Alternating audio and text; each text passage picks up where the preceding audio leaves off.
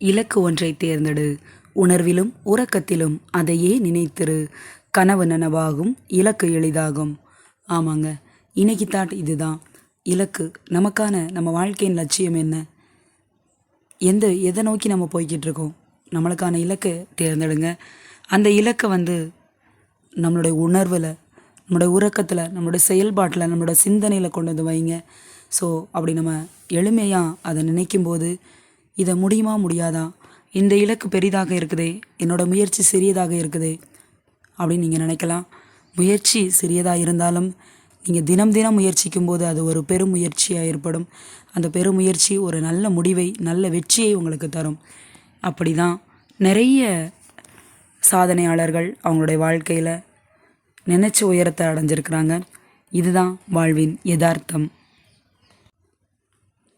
தங்களை தாங்களே புதுப்பிக்காதவரை யார் நினைத்தாலும் உங்களை மாற்றவும் முடியாது, உங்களை சுற்றி மாற்றத்தை ஏற்படுத்தவும் முடியாது. ஆமாங்க, நீங்கள் தான் உங்களுடைய வாழ்க்கையை மாற்றணும், என்னுடைய வாழ்க்கை முன்னேற்ற பாதையை நோக்கி செல்லணும்னு முடிவெடுக்குபவரும் நீங்கள் தான். அதற்கான முயற்சியை செய்பவரும் நீங்கள் தான். அதில் வெற்றி பெற போகிறதும் நீங்கள் தான். ஸோ முயற்சி உங்களுடையது, வெற்றி உங்களுடையது. மாற்றம் உங்களிலிருந்தே ஆரம்பிக்கட்டும்.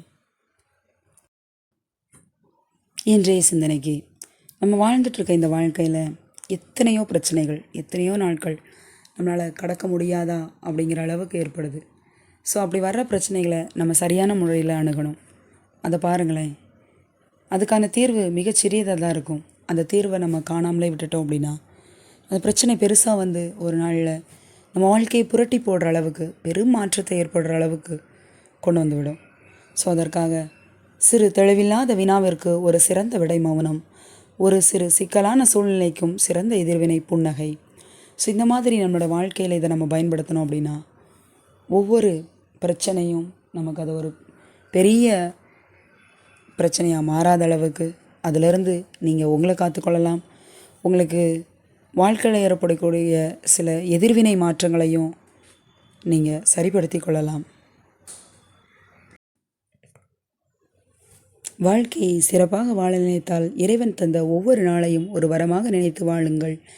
நிறைவான வாழ்க்கையை வாழ விரும்பினால் எல்லாவற்றிலும் குறைகளை தேடாமல் நிறைகளை பார்க்க முயற்சி செய்யுங்கள். ஆமாங்க, நம்ம ஏதோ ஒரு நிகழ்வு நடந்தால் அதில் உள்ள நல்லதை பார்க்காம எப்போவுமே நம்முடைய மனது, இந்த மனித மனது எதிர்வினை, அந்த எதிர்மறை செயல்களை மட்டும்தான் பார்க்குது.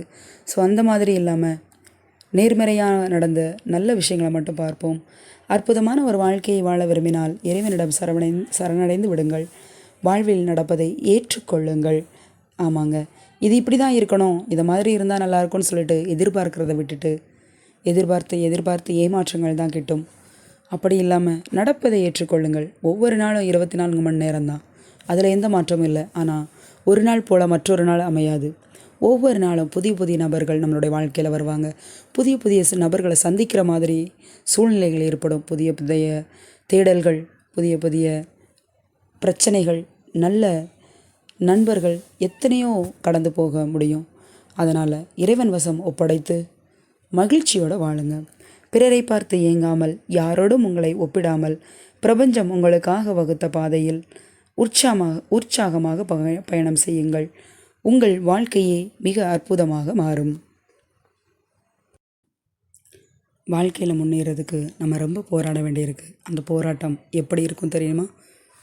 ஒரு முயற்சியை நீங்கள் மேற்கொள்ளும்போது இதெல்லாம் தவறான முயற்சி, வீண் முயற்சி என்று சொல்லுவாங்க. ஸோ அந்த முயற்சியை நீங்கள் மேற்கொண்டு கண்டிப்பாக என்னால் முடியும் அப்படின்னு முயற்சி செய்து அந்த செயலில் வெற்றி கண்டீங்க அப்படின்னா விடாமுயற்சி செய்து வெற்றி பெற்றான் என்று அவர்களே கூறுவார்கள்.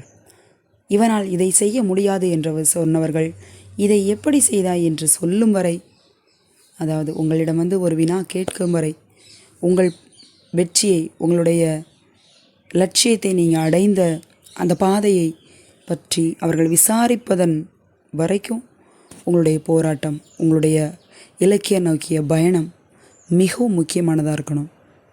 வாழ்த்துக்கள். வாழ்க்கையில் வெற்றி பெற